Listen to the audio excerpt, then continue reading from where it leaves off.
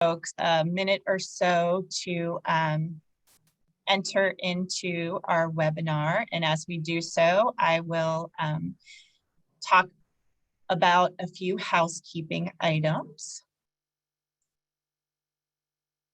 So welcome to Retain Kentucky's Employment Seminar Series. I'm Kimberly Wickert, Director of Organizational Partnerships at Retain Kentucky. I'm a mid-career white woman with blonde hair, pulled back in a ponytail today, and glasses, wearing a black and white striped dress and a black jacket. My pronouns are she, her, hers. And the information presented today is for informational purposes only and may not reflect the views or opinions of the University of Kentucky Human Development Institute or its individual employees. We attempt to provide accessible, accurate, and current information in our presentation. Brandon will be sharing a poll for you to complete. And I'd like to let you know we also have captioning available, and you can enable it or disable it individually. We would also like to invite you to put questions in the chat box, and we'll be monitoring that throughout our presentation. Or if you have comments, please feel free to share those in the chat box as well. We will be sending out the slide deck to everyone that registered today. And the recorded presentation will be available shortly after, usually within a few days, at our Retain Kentucky Media website on YouTube. So as you all continue to fill out that poll, I would like to share our next employment seminar series is Win-Win Approach to Accommodation. And when an employee has an illness or injury or disability, requesting an accommodation is a great way to be able to stay at or return to work. And during this time of increased resignations, individuals who are exiting the workforce, employers need qualified workers more than ever. So join us on July 13th with our subject matter expert, Dr. Phil Rumroll, from noon to 12:30 to learn how employees and employers can benefit from a winning approach to accommodation. And we'll send the registration in the slide deck out to everyone who's attended today as well. So with that, I would like to introduce our presenters today and thank them for joining us and sharing their expertise. We have Aliyu Nyasi, who is the Assistant Vice President of Diversity, Equity, and Inclusion at St. Elizabeth Healthcare. And along with Aliyu, we also have Amy Smith, who is the Director of Employee Health, Target Health, and Associate Leave Programs, also at St. Elizabeth Healthcare. And I'm very excited for them to share some information about how they define diversity, equity, and inclusion and belonging, because you'll hear about that as well at their organization. We're also going to discuss diversity, equity, inclusion, and belonging strategies in stay-at-work programs and hear the best practices for success that they've implemented at their organization. So with that, I'm going to turn it over to Amy, and she's going to go ahead and get us started. Thanks, Kimberly.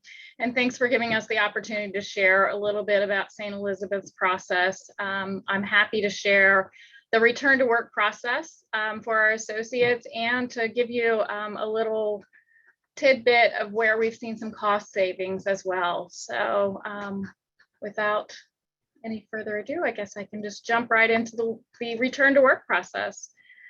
So our office is actually comprised of Employee Health, Leave Management, and Target Health, as Kimberly alluded to with my title. We are all housed here in the same location. We have 3 full-time leave coordinators, 5 associates that are on site daily for employee health. And we have one of those includes a nurse practitioner as well.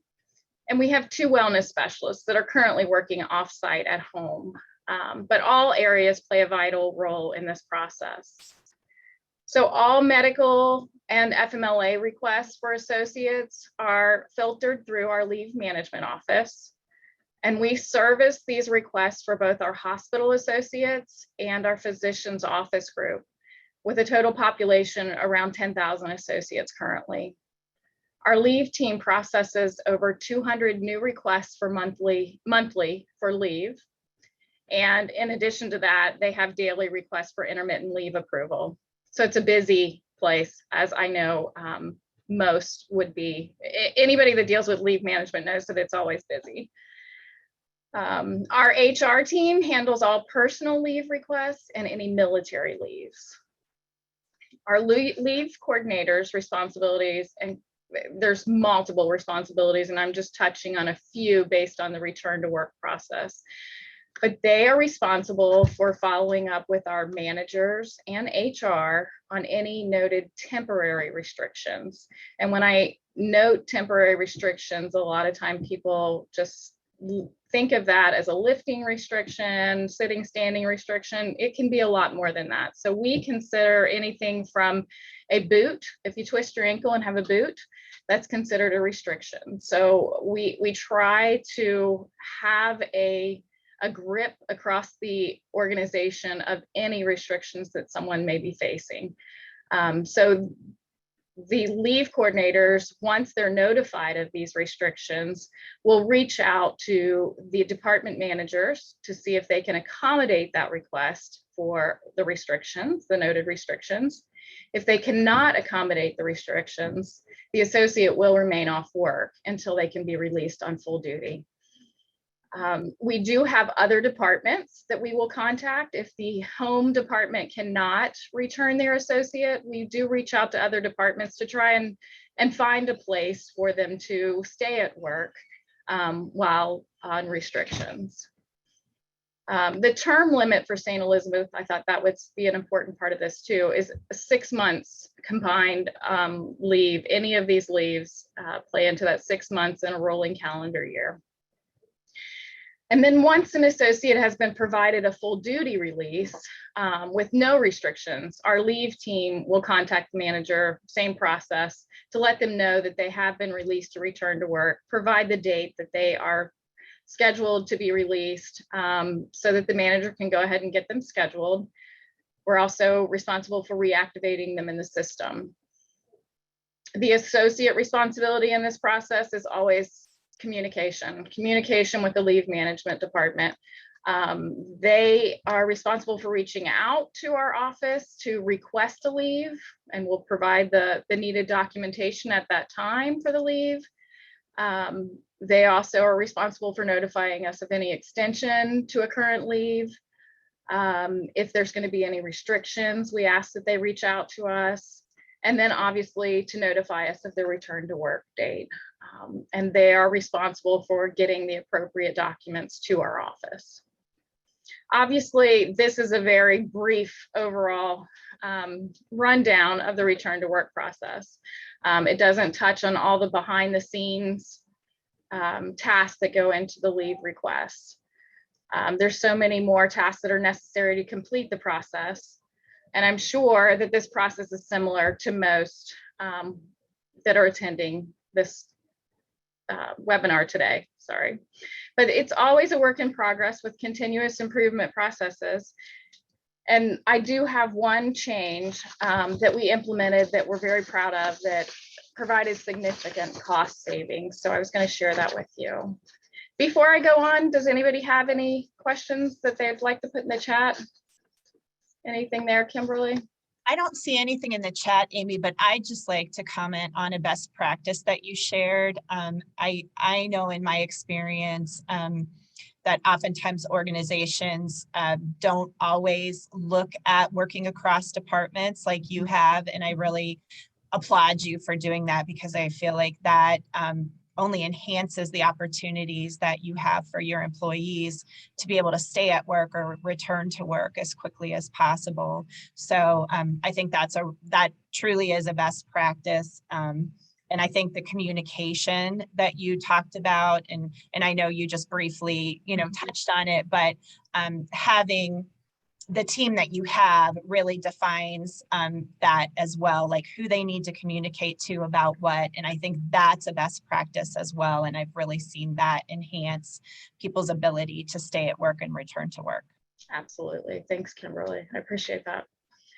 So here's one change that I wanted to share with you. So on the employee health side, as I noted, we do have a nurse practitioner here daily.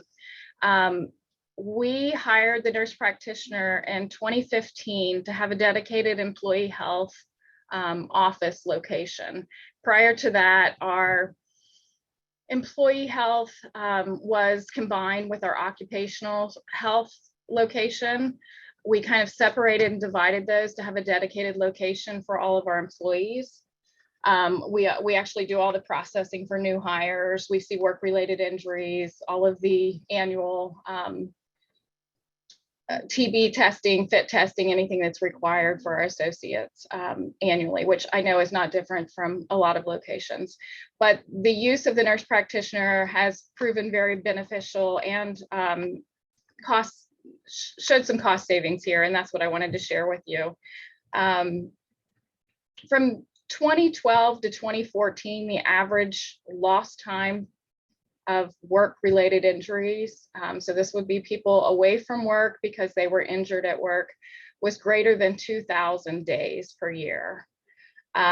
Once we implemented the nurse practitioners into our practice in 2015, this average lost time dropped to less than 500 days per year.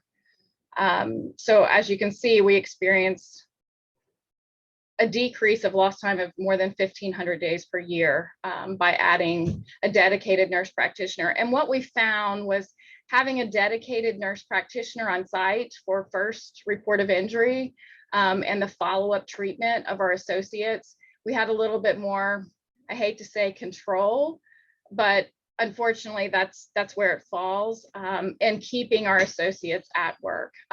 Even if we were working under restrictions, we had more control with our associates being at work. What we were seeing is if they went off-site and were seen by a primary care physician or a specialist outside of our practice, it's basically, and some people can probably attest to this on the call, you know, how long do you want to be off work? And we were seeing these long delayed time away from work for very minor injuries. So that has proven to be very beneficial, having a nurse practitioner on site every day. In addition to that, we also have seen a decrease in cost, so definitely a cost savings, because if they're seen on site, we don't bill for that. So we may have to file a claim with work comp, but we don't have to file any charges for the care that they receive in our office. Obviously, if they go outside of our office for x-ray or any further testing, we do have to bill for that. But we did see in this amount of time, $180,000 savings per year from implementing the nurse practitioner into our office and having a dedicated location for this follow-up care. So one thing that we're really proud of with that is seeing that cost savings. And as I said, you know, we're always looking for areas of improvement to even decrease that lost time more. So I'd be glad, I would love to hear from everybody on the call, but I know we don't have time for that. So I'll move on, but we are very proud of that cost savings. We also, in addition to this, we know that, you know, when associates are off, this is a stressful time for them. So we do provide resources for our associates. We have an associate crisis fund that's set up for unexpected personal needs, and associates can get up to $1,000 from this funding. This is supported by our internal associates. They actually pay into this fund to help out fellow associates. It's really a great thing that they have for them. We also have EAP services. All of our associates qualify for 8 visits per year, and that's for anybody that lives within their household. We have the associate wellness program, as I mentioned, and Target Health is very involved in offering stress reduction processes and programs for our associates. So, you know, we all work together to try and make this the best experience for everybody. with the least amount of harm to being off work, if you would say. But that's really all I have to share. I'd be glad to entertain any questions if anybody has them, but Aliyu has a great presentation and I'm trying not to take up too much more time. Absolutely. There's nothing in the chat right now, but if anybody has questions that you think of as we go along, feel free to put them in. And I would just say, having been a case manager for many years and working directly with people who had been injured on the job, I think from a worker perspective, having that nurse practitioner immediately accessible. So if somebody's injured and can go get treatment, be assessed and treated immediately, I mean, that's a benefit to the worker too. So I know you highlighted the benefit from an employer perspective, but there are also a lot of benefits from the worker perspective too. So again, another great practice on your part. So kudos to you and thanks for sharing. And we'll go ahead and we'll let Aliyu talk to us about diversity, equity, and inclusion. Thank you very much, and thank you for the invitation. I was enjoying Amy, and I keep saying, keep going so I could talk less. But when we talk about diversity, equity, and inclusion, so you think about those individuals that are returning to work. We want to make sure that everybody who works with us feels safe, and that nobody is shamed for any situation that that's going on in their lives, because we come from all walks of life. So it's important for every individual to be valued, respected, and trusted, right? And that is why one of the things that we came up at St. Elizabeth is we have to come up with our diversity commitment statement. And what is that? We made sure that our commitment statement also has some ties into what our mission is all about and what our vision is all about. Our mission is about providing comprehensive care.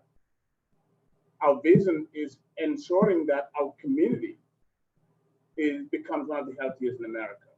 And so when we talk about diversity, equity, and inclusion, our commitment statement is ensuring that everybody who comes here receives the care that they need, but also making sure that our community is the healthiest of all, but guaranteeing everybody, regardless of who you are, where you come from, that you deserve to be treated with dignity and respect at all times. And that is very important for us. These are just not words. This is something we've committed to do. Your ethnicity, your race, the language you speak, your sexual orientation, gender identity has nothing to do with your ability to perform your job or for us to provide a service to you. And so that is one of our major commitment to serving our population. Next slide.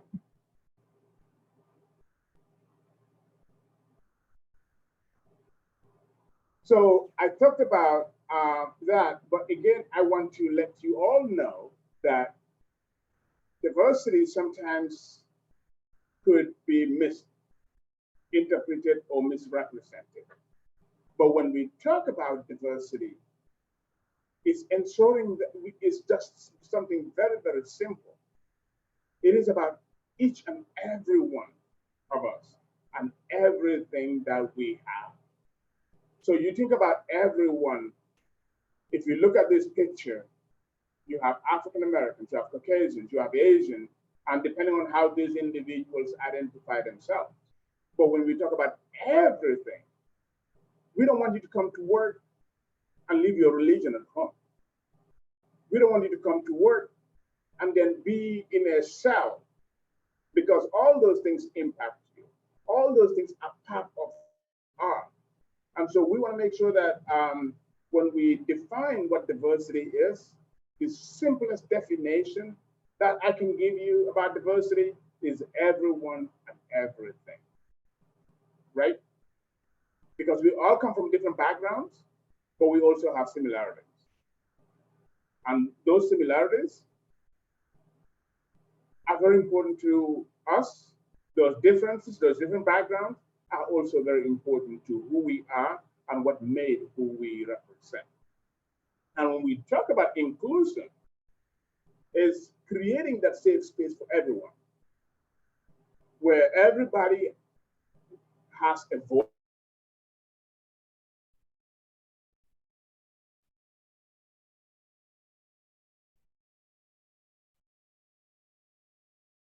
I think we may have lost Aliu there for a minute. Amy, are you still with us?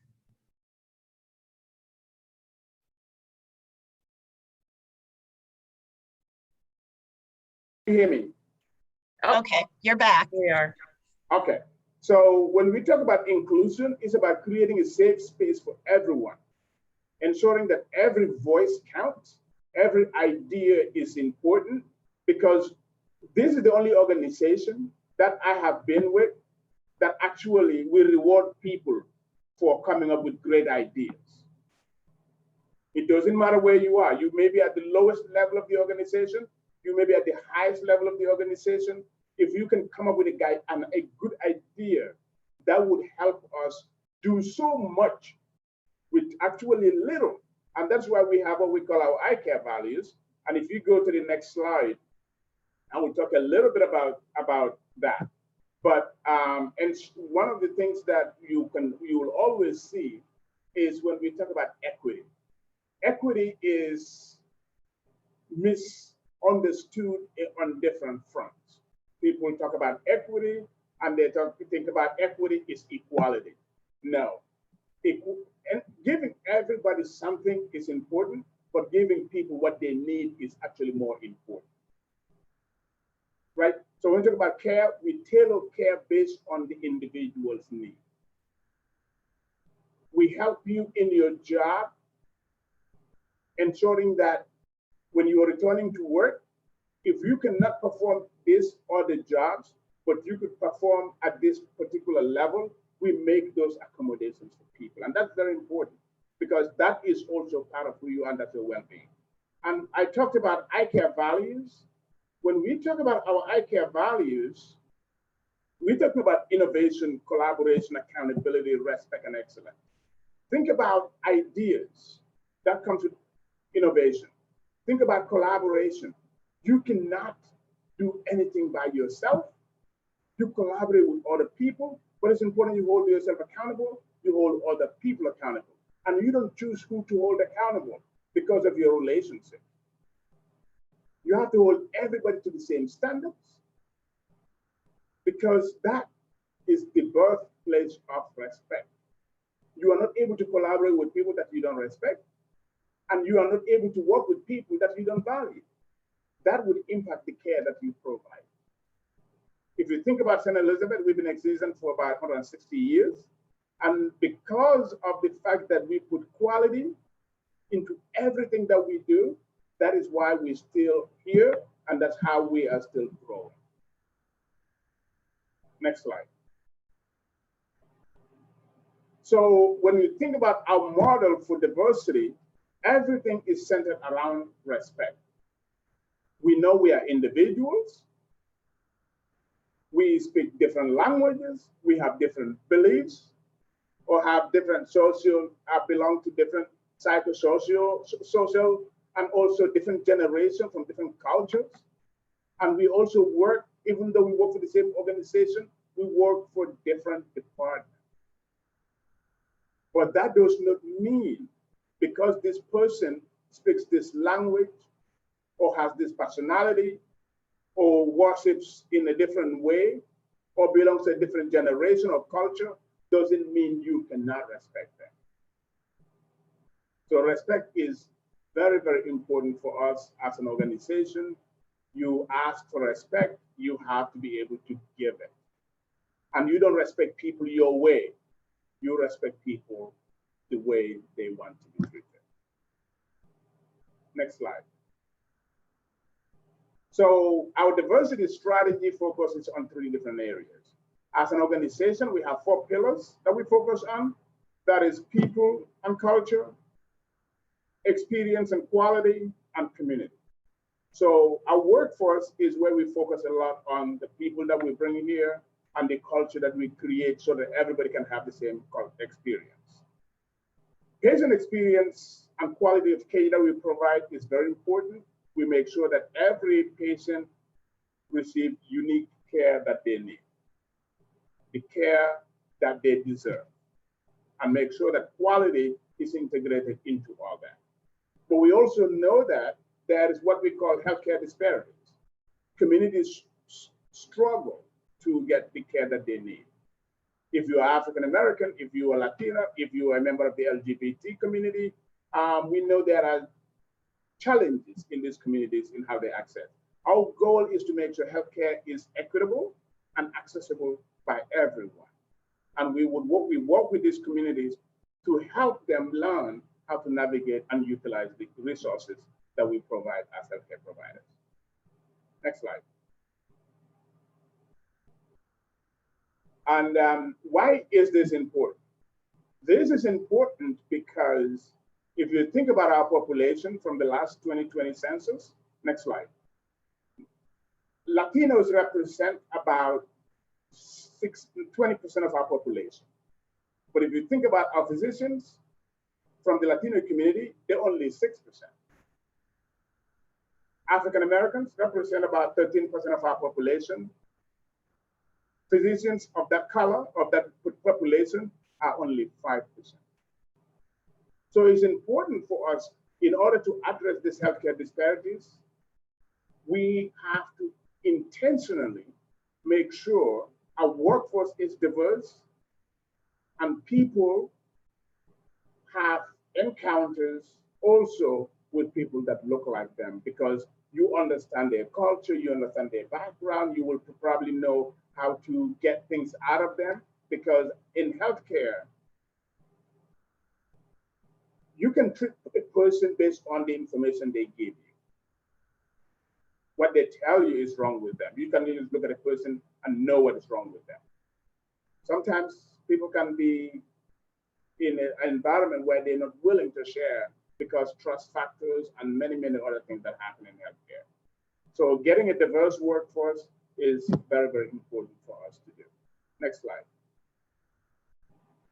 And that is why when we summarize everything at St. Elizabeth, and for all of you, we ask everyone to ensure that you treat everybody with the same respect that you expect from ourselves. You treat people the way they want to be treated, and know that you are not able to collaborate with people if you don't treat them with dignity and respect. With that, I ask all of you to make sure that you treat every individual, every person as an individual. You don't treat me because I'm African American and you treat somebody else the same way you're treating me. I would say that I don't eat pork, but there's another African American that eats pork, right? So if you're gonna treat us the same, you are wrong. Everybody is an individual. Don't 7-Eleven people. When I talk about 7-Eleven, it's you taking 7 seconds to make assumptions about a person. Because when you do that, assumptions become judgment. And we are in the people, and we are wired. Our minds are wired, our brains are wired in a point that you think when you assume and you went into that judgment to say, I'm really right, I'm right. It impacts your interaction with people. No matter what they tell you about themselves, you will believe that your assumption, your judgment point, your conclusion is better than what they're actually telling you about themselves. So treat everybody as an individual. Don't sum people or lump people into one category. Don't put people in boxes. And that's what we work towards here at St. Elizabeth, because when you treat people as individuals, their experience is impact. With that, we ask for, I know we are right at the dot, but I've said a lot, and what I've said might have confused all of you, right? But if I have not confused you, great. If I have confused you more, you have 1 second to ask a question. we have a little more time if anybody wants to put any questions in the chat or comments, but I really appreciate your perspective and your presentation, and just really, you know, the how we can look at everyone on an individual basis. And if we start with that in mind, and I think you also said something that kind of hit home for me too. We did 7 habits in the beginning of our employment seminar series, where we talked about seek first to understand and then be understood. And I think those really are aligned. If we try to understand what individuals, patients, participants, workers, co-workers need first, then I think we're speaking to that, you know, treating them like an individual. So I really appreciate you putting it in that perspective. I think I want to add one thing quickly, is that there is power in our words. And because we have that much power in our words, sometimes we don't even think about how my words impact the other person. So it's important for us to be self-aware. And that's what we call the culture competency model. Culture competency, how do I put this? The culture competency pillar, right? Or journey towards being culturally competent. You have to be aware of yourself. You have to also be knowledgeable about other people around you. And when you learn about them, then you become sensitive to their needs. When you become sensitive to their needs, then your behavior actually changes. How you behave around them and your expectations about their behavior changes. So for me as a person, what I fear most in my life is not being eaten by a lion, right? Because I know when a lion comes, my responsibility is stand there and get eaten up, or you run. But what I fear most is my words, what come out of my mouth. I lose control of my words the minute I say them. Now it's left to the other person's interpretation of what they heard. I could say somebody is beautiful, and the person could take that to be sexual harassment. How they feel is more important than what I think I said. So think about that.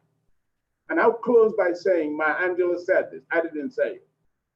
Maya Angelou said, people will forget what you said, they will forget what you did, but they will never forget how you make them feel.